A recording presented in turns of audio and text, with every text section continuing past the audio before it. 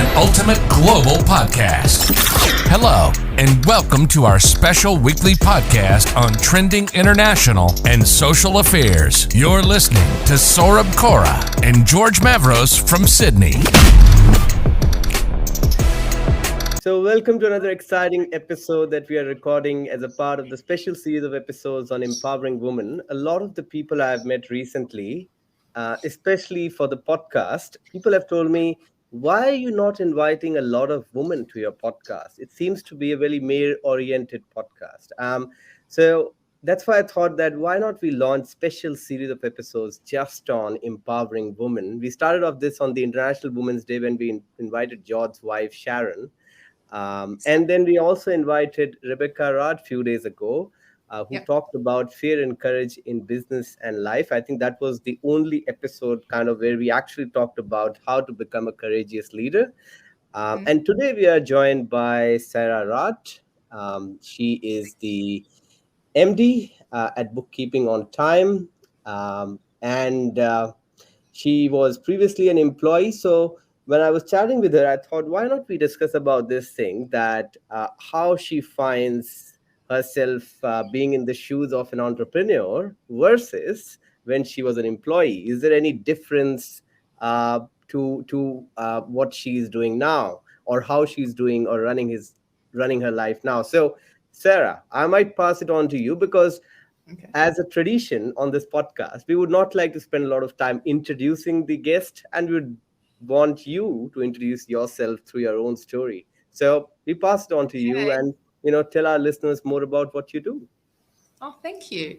Well, it's such a pleasure to be here today. I'm Sarah Raad, and I run a little bookkeeping business called Bookkeeping on Time. And I did start as an employee. So I thought when I was thinking about what I should talk about today, I thought, well, why don't I just talk about my story? Because I think it's actually a very common story for many women with the career progression that I had. So when I started my career, I started teaching tax law at the University of Sydney. That was my very first proper job, and I loved it. It was marvellous. I travelled for the job. I published for the job. It was amazing. But then my lecturer my supervisor at the time I was doing postgrad studies, and she was an amazing woman, Cynthia Coleman, who I still am in touch with today and has made such a significant impact on my life as a mentor, said to me, Sarah, you've got to get out into the real world. You can't just hide out at uni. You have a real job. This is a real industry. You've got to get out and do real commercial things. And I went, oh, okay. So I got my next job at Deloitte. And they're one of the 4 largest accounting firms in the world. And it was an amazing opportunity, a really good job. And I worked there for a time in tax. Corporate tax was where I worked, and I really enjoyed it. It was high-powered. It was really good. I learned a lot of stuff. From there, I was headhunted for the first time to Coca-Cola Amatil. And I worked there in their sales finance department. I worked in many roles in the organisation. So it was a very dynamic organisation, and I believe it still is today. I had lots of opportunity for growth and improvement, and I kept working my way through the ranks, but it was a really demanding job from a time perspective. So there was a very strict month end that I was always heavily involved with. There was a US close for the stock exchange, so that meant the second day of the following month we had to have a hard close. So it meant, New Year's Day, you were at the office, you had to tidy things up. You couldn't have a late night on New Year's Eve. It was very intensive, very enjoyable, but very intensive, very strict processes. So from there, I was headhunted a second time, and that was to Cadbury Schweppes, and that was an amazing job. I was there. I eventually moved my way up, and I was the New South Wales Finance Admin Manager there. I managed a team of about 6 people there. It was a really good job, and I loved it. And I loved that industry. I loved FMCG. I loved the idea that somebody can be sitting in a supermarket looking at all the 1.25 litre bottles of drink in the drink aisle and spend 10 minutes trying to work out if they should pay $1.60 for Coke or $1.59 for Pepsi. And then on their way out of the shop, they'll just pick up a $3.60 600ml bottle of something and just pick it up and drink it without even thinking about it. And I loved how we use strategies in those businesses to target that sort of consumer response. So it was amazing. The third time I was headhunted, it was to Nestle, and that was a turning point. That was very pivotal for me. It was an amazing job. It was more than double my salary. It was, there were lots of perks. There was a car, there was travel. It was amazing. It was a huge step up. I was more than ready for it. I was absolutely in the right zone for it. It had what I'd been working towards, or at least what everybody thought I'd been working towards. And I said, no, I'm not going to take it. I'm not going to do it. I'm done. And I was married at the time, and I had my first child, and my husband's the sort of husband that went, go, I'll take time off work. I'll go flexible on my hours. You do it. This is amazing. This is a great opportunity. And I was like, no, I'm not doing it. And the people around me didn't get it. And they thought I was doing something bizarre. And they couldn't see how somebody who'd worked so hard and built their career to this point was suddenly at a point where they were like, no, I'm not doing this anymore. And for a long time, and I said no, and I left the employed workforce at that time, and I started my own business, and I haven't looked back, but it's been a journey. And that's when I sort of got into the bookkeeping. And for me, it was just a very natural progression to go into my own business, because I found very quickly as a woman that once I had children, and I never understood this before I had a family, ever, but once I had children, or at least once I had competing objectives that didn't necessarily all tie into the job, it was very hard for me to ever do the job without making sacrifices that I wasn't prepared to make. For me, it was really important to have autonomy in my life. I wanted to know that I could have some flexibility in my working life, so that I could, if a child was sick, I needed to know I could take time off and go and look after that child without somebody looking at me sideways and implying that I was somehow using this as an opportunity to get out of my job.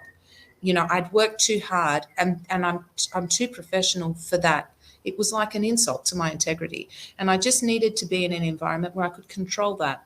And that's why I started my own thing. And I haven't looked back, because it's been a blast. It's been really fun, but a lot more pressure, a lot more stress. And it took me a very long time. In fact, George probably met me when I was really at a moment in my life when I was thinking, geez, have I actually done the right thing? Because what I've done is not what everybody does. And you look at where your life is and you think, well, my children have more of my time, but I'm not taking them overseas on a holiday, and I can't send them to a private school. And maybe if I had have continued in another direction, I would have been able to do more for them. Have I done the right thing? And, George, this is why I consider you such a dear soul to me, because you helped me to see, not even intentionally, I don't believe, but you, through my interactions with you, helped me to see that, I had made the right decision, and I do stand by it, and I did do the right thing. And sometimes when you're out there on your own doing something that's unexpected or more difficult and out of the box, it's very hard for you to explain it to other people who don't have the same mindset or values, and it wears you down. And over a long time, you can get worn down, particularly as a woman, because your children get older, so their needs change, and you think to yourself, I made these decisions when they were very young, and now I'm sort of locked out of the path that I was on. Have I done the right thing? And I think that's a conversation that most women, if they want to make compromises for a family, will have. Because I think there's a huge myth that you can have it all. You can have the children and the full-time job and the full-time house and be a full-time wife and do all of this stuff, and you're going to be okay. And I think just it's not logical. Well, at least it wasn't for me. So I admire very much women who can seem to have it all, but I am quite skeptical about whether they really do, or whether there's a part of them that actually is sacrificing something so that they can stay in that environment, because often the environment is very unrelenting and very unforgiving. And that was my experience. That's my story. Well, thank you so much. Really. Oh, George, you have a question? Yeah. So I was going to say, you mentioned several times in that about, and this is what every woman, and this is what women, and in particular women, and all of that. And I agree with you in part on that, right? My question to you is this, which is a bit of a tricky one, but that's okay. It is a particular challenge for women, because we still live in a society, even though we've grown up somewhat, we've still grown up in a society that seems to think that it's the women that have to carry the house. It's the women that have to make sure the kids, it's women, and even women, a lot of women still think that, and even women that are empowering themselves and others still have this little bit of a guilt thing that, am I really being a good mum and all of that? Yeah. So that part I understand that is the challenge for the woman. But the question I want to ask you is, what do you think are the similarities, male or female, for you when you are in the corporate world and you choose to leave that and go off and do your own thing? So, for example, I walked away from corporate and I said, I'm not doing this anymore. And I went off to do my own thing. So what do you feel are the similarities, whether you're a man or a woman, if you're doing this and then you suddenly go, I got a great idea, I'm going to go out on my own? Where do you see that?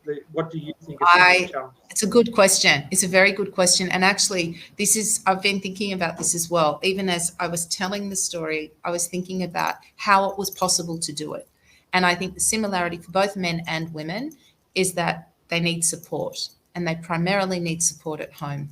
And I think that is pivotal. So when I did start up on my own, what did that translate to? Well, my income dropped. That was the first thing. My hours increased, because that's generally what happens when you start a business. So you lose income, but you also lose time. And then when opportunities come up, because often that's how business grows, in a very ad hoc, organic manner, you sometimes have to drop something that was very important to you so you can quickly run at the opportunity that's been proposed. Like, for example, I don't often do podcasts at this hour of the night. This is a great opportunity, so I've made time for that. How did that happen? I have great support at home. I have a husband who will support that. And I think whether you're a man or a woman, if you're running your own business, you actually do need a lot of support. Now, sometimes that can be a friendly ear, but often it's not, because the other person gets really sick of hearing these complaints when it's not something that they have to deal with. And it consumes you. Your own business. I heard one woman describe her business as her child. She said, I've grown this business from my garage for the last 13 years, from when I had 0 customers to now when I've got 500 and something. And she said, this is my baby. This is one of my children. I have other children, but this is one of them. And I think when you love something that much, because often business owners are very passionate and very driven. So to have somebody next to you or with you or in your circle that gets it is a big thing. And I think that makes a very big difference between the people who succeed and the people who fail in their own business. Now, that's not to say that if you mismanage your accounts or if you're actually not offering a good product that you'll still succeed if you have good support. But what I'm saying is, often in business, I find, or what I've seen, is that it's a very hard, very steep hill for a very long time, or at least it feels very long to you. And then all of a sudden you get to a stage where, I can relax now. It's rolling. The snowball's moving. And if you don't have the support while you're pushing up the hill, sometimes you get almost to the top and then you see somebody go, no, I'm out. I'm done. I'm not doing that anymore. And at that moment, if you don't have the support for somebody to say, no, keep going, just one more push, it's okay, try it for a bit longer, that's the moment of glory. That's the moment, the pivotal moment. And that's why, look, you've mentioned Rebecca, but that's Rebecca's skill. You know, Rebecca's my younger sister. That is her talent. She knows how to just help people to just push that little bit extra and see if they can. You know, I saw a speaker present at a conference the other week. I think you were there too, George, and he said it's all about I think I can. I think I can. I think I can. And if you've got people around you who are also saying that they think that you can, it just becomes your reality and you just push through it. I think that's pivotal. I think that's the big thing for men or women in business. And I think it's all about the mindset as well. I was reading about something that if you have to judge a person, just look at the 5 closest friends or the 5 closest people that the person is surrounded by. Then you understand how that person thinks or lives his life, which was pretty exciting for me to read as well. Did you have any question, George? No. I'm trying to let you get in on your own podcast, mate. You go for it. Right. One of the questions that came to my mind, Sarah, was that I think this can also be linked to building atomic habits. You talked about that initially. It was pretty hard when you're doing and starting your business, that you might lose confidence in what you are doing or lose confidence in your idea very soon. So, how can women or young people who are starting off their own businesses, according to you, make sure that they have the right self belief till the time they actually reach that breakthrough? What would you be advising people in that sense? Man, that's such a good question. I've been asked this, and I've talked about this a lot with young people, especially about what it takes. So, for example, let me give you an example. In my office at my desk, I use a split screen, and one of my screens is really big. Like, I do bookkeeping, so it's all little numbers, and I'm an old lady, so I don't want to have to strain, and it gives you a headache when you're sitting at a desk. So I've got a very large screen, and it's a good screen. And I don't know what it is, but I needed a good screen. So I went to the shop and I said, get me a good screen that I'm not going to have to replace. And a young person came into the office, and they saw the screen and they said, man, if I had a screen like that, I'd be watching movies on it all day. And I thought, that's exactly the difference between an employee mentality or mindset and an entrepreneur or business mindset. And I said, if I watched movies on that all day, my children wouldn't eat, and neither would I. It's about, to me, discipline. And I've always thought that. So whether I was at school or at work or at uni or doing additional study or networking or applying myself anywhere in life, to me, it's not about making an excuse about why it can't be done, but coming up with a way that it can. And that comes down to discipline and accountability. Knowing that you have to hold yourself to account, setting your own deadlines and setting your own targets. And I did that even as a little child. So I don't know if that's something that I was taught or if that's just how I am, but I believe that's actually pivotal, because I think if you're running your own business, you got to do the boring stuff too. That's part of being a business owner. It's not just, I'll go out and have lunch with the clients. Yeah, that's fun. Everybody likes to do that, or most people do. It's about, okay, now who's going to sit down and work out the budget? Are the bills ready to be paid? Have we got a good process for that? Oh, there's a staff member causing problems. How are we going to handle that? What's our plan for the next 6 months? We've got this issue. How are we going to work around it? And that, to me, all comes down to discipline, to like sitting your butt in a chair and going, I'm not getting up until I finish this job, because this job has to be finished and today's the day it's going to happen. So to me, that's the secret, I think. And I think that's also a lot of people don't understand. So the context behind asking you that question was that I also see a lot of small businesses closing pretty quickly. I feel that sometimes they just lose confidence in what they're doing, or just the self belief that they can actually uh, build in that idea in the near future. Do you also feel that at this point of time, if you don't have a support system, uh, you can always look for a good mentor or a good business coach? Absolutely. For me in my life, I look at George Mavros all the time. Yeah. Whenever I've got some problems, I'll just give a call to George and say that I'm stuck here. Can you please help me out? And he said, just ring me up in five minutes. I'll make up time for you. So do you think Yeah, that having a business coach as well can also guide you at least in the right direction? And if absolutely. especially if that business coach is much older than you, because I think they'll have more experience of doing or overcoming the same situation more times than you, isn't it? Yeah, look, I absolutely believe in mentoring and mentorship, and that's what I've always had a mentor in some way, shape, or form.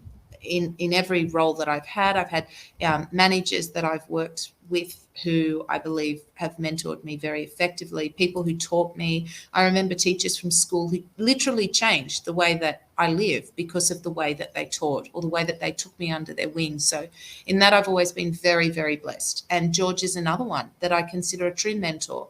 I did one of George's courses, and the thinking that I got out of it, I went in there thinking I was doing a course about sales, but it wasn't about sales at all. It was a course about how to sell yourself, really. And that made a huge difference to me. It really did. And I'm very grateful that I did it. I feel very, very blessed that I was able to take a chance on an old guy and do that course.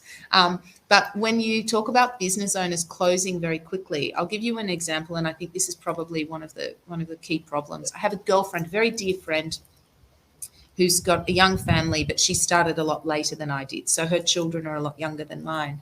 And she's sort of where I was 13 years ago or so, but she's there now.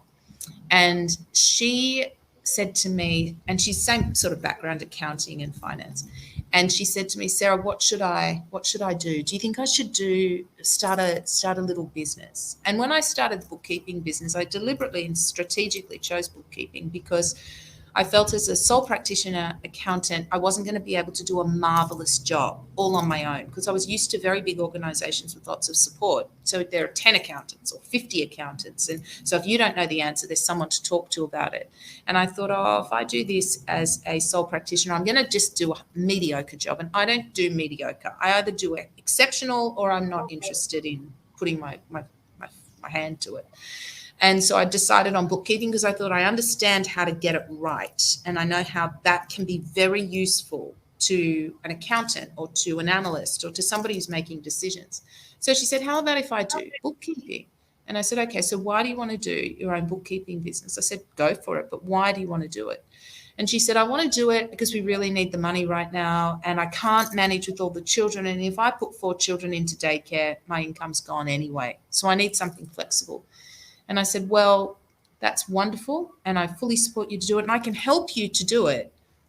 But if you're doing it for the money and if you need the money now, it's not going to happen. So I think a lot of small business owners start up businesses, go into business thinking they're going to have an income in the first 2 years. And I think that's actually laughable because you don't. You actually don't. It takes a long time to build a business to a stage where it's comfortable and it's making money and you can live a comfortable life with it. And I think that when you go in there expecting that you'll be reaping rewards early on, I mean, it takes not just your time, but you often have to make significant financial investments into a business to get it started and kick it off. It's quite rare to be able to start a business and not have a capital outlay at the beginning of the business. So I think that often people underestimate how difficult it is to live without having a regular income. And that's where it comes back to discipline. And I really think this is the pivotal thing with business owners. I think if you're a disciplined person, you can be disciplined with your own money. You can set your own budget. Of course, unexpected things happen and that can put a strain on it, but you can set your budget and you can work through it. So I think things like COVID were very difficult for so many people because we've lived in an economy for so long that was so affluent that we've got a whole generation of people who don't have no idea what a recession looks like in this country. I mean, there are people that have never actually seen Struggle Street because we've always lived in an economy that was just going up and up. And anybody who knows anything about economics knows that that's not actually how an economy is designed to look. It's supposed to look like peaks and troughs. That's actually what an economy is supposed to be. So when you're at a stage where people are sort of, I hesitate to use the word entitled, but it's almost entitled, where they think that, I'm working so hard, therefore I should receive the money for it. That's not a good fit for a small business owner. But if you're working so hard because you're passionate about it, you're in for the long term and you believe in the commitment that you're making, then that's a different story. And I think you get a different result. And that's where I think a good mentor can be very effective because it's often disheartening when you're working so hard and you think, gosh, I can't see it yet. I can see some progress, but it's small. And it's good to have an outsider who can look in unemotionally and go, well, hold on a minute. Let's just review where you were.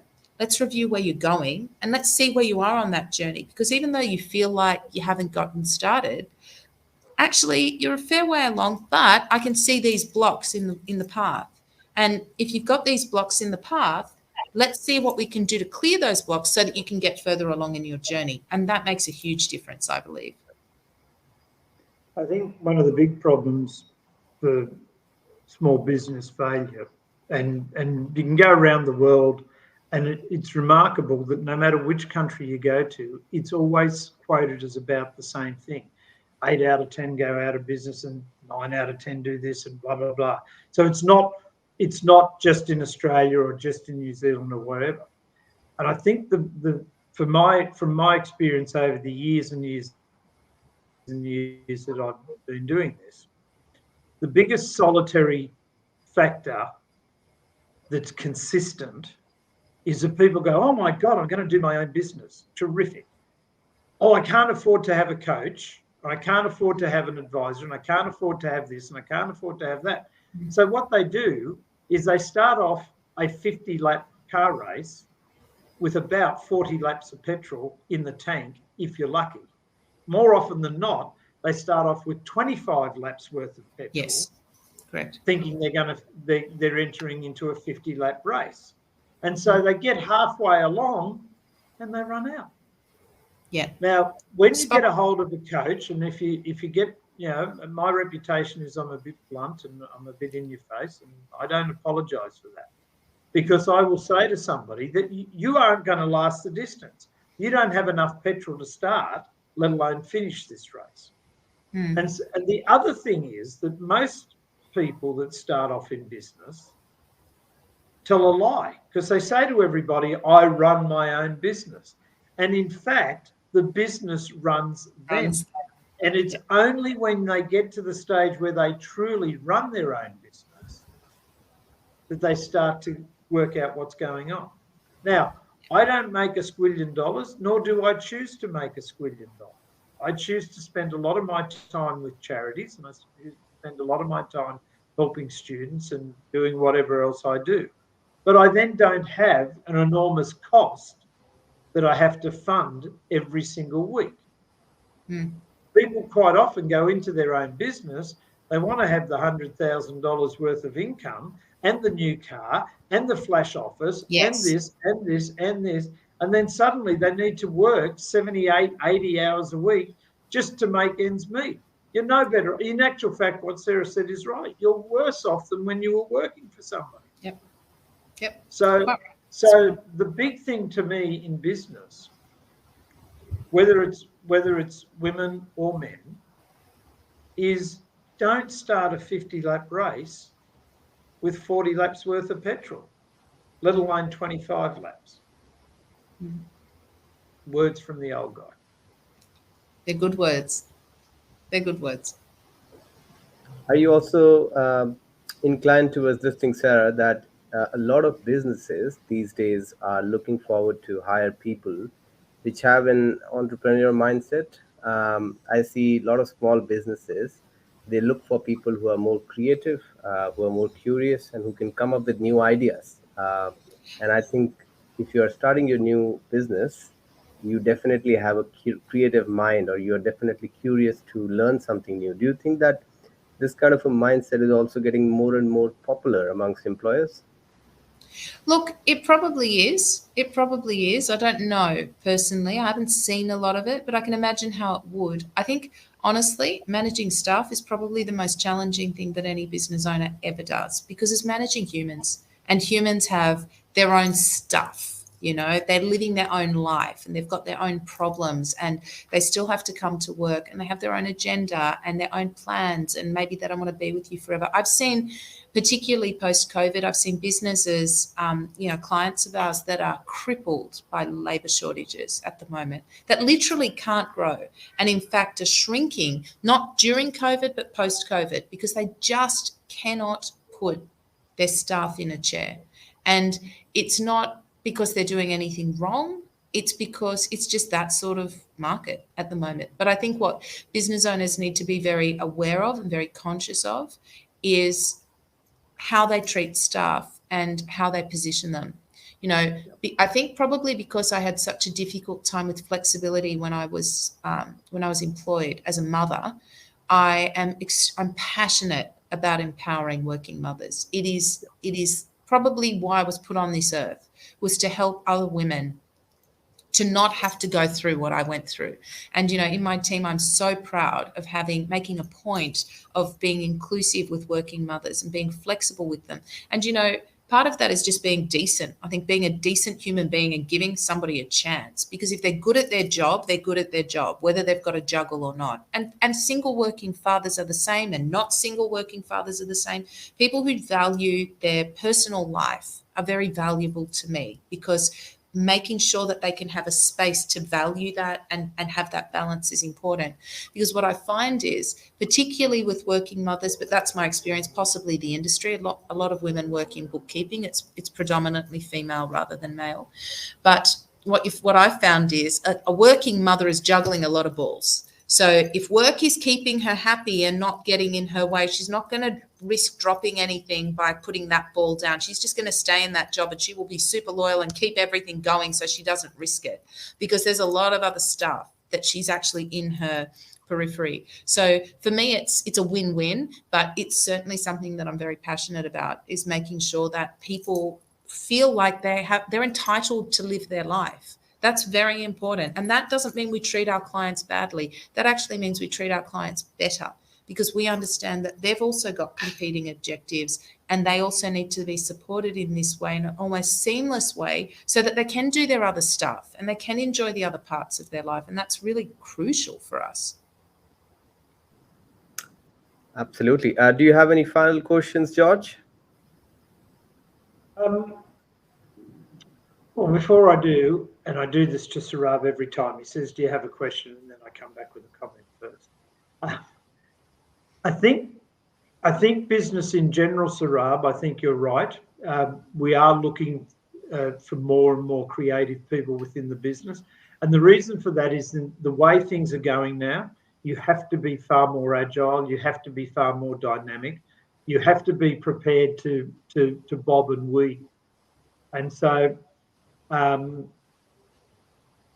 what is interesting, though, is that I've been picking up in the last 6 to 12 months, more companies are now more comfortable with the idea of keeping older people rather than younger people on the team, because there was this big drive a few years back that once you got over 50, you're on the scrap heap, and we want to get these young people in. And what companies are starting to find out is 50 and above can still be creative, but more importantly, they have the experience to know when they're being creative or just dreaming something that's never going to happen. And so I think there's a passion, there's more of a hunger now for a mixture of young with old, but certainly dynamic and people that are able to move. The old dinosaur that's not prepared to change, that they're going and they're gone. But the ones that can move around a bit, business needs that dynamics. Sarah, having had the chance to be where you are now, looking back, at the end of the day, happy or regret it? No, really happy about it. And I've thought about it hard. So I've really stopped to consider that. And when I said that when I met you about a year ago, I was at a point where I wasn't sure. I really wasn't. And I had a good opportunity to think, and I can honestly say, hand on my heart, this was the best thing I ever did. Hardest thing, but best thing I ever did. And I'm so lucky that I get to live this life and do what I do in the way that I do it, because I get to be me and I get to do things the way that I think they should be done. And that's important. That autonomy was very important to me, because when you work for very big business, you learn the systems and the processes, and some of them are amazing and I still use them today. And some of them are terrible and restrictive and stupid, and you just have to do them because you're part of that machine.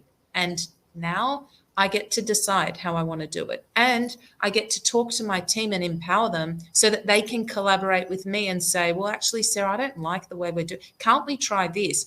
And that's where the money is. And I don't mean money, I mean value. That's where you really go, oh man, somebody's day is better because I listened to them. Now they're still doing their job, but now they're happy to do it and it's making sense to them and it works. And sometimes you can change and sometimes you can't. There are obvious restrictions, but man, no regrets. It's a blessed life. It's blessed to be able to do this. It's really lucky. And I think that's why flexibility and adaptability are becoming really important for businesses to have if they want to retain employees in the long run. Or else, employees will find other companies or maybe smaller businesses to work for where they'll find more flexibility and autonomy to do the things in their way. Because I feel that a lot of millennials and Gen Z I talk to, all of them have a very entrepreneur mindset, and they want to start something of their own because they're just frustrated where they are working. They don't like the processes. They don't like that there is less freedom and flexibility. So I think those are the things that the companies need to look at in the next decade or so. Only then we can improve the retention rate of employees in the company for a longer time. But thank you so much, Sarah. Lovely talking to It's a you pleasure. during this episode. And thank you so much for accepting our invite. We hope to see you Thank soon. And we hope that the audience will learn a lot of new things from this episode. Thank you. Thanks for having me. This is an ultimate global podcast. Hello, and welcome to our special weekly podcast on trending international and social affairs. You're listening to Saurabh Kaura and George Mavros from Sydney.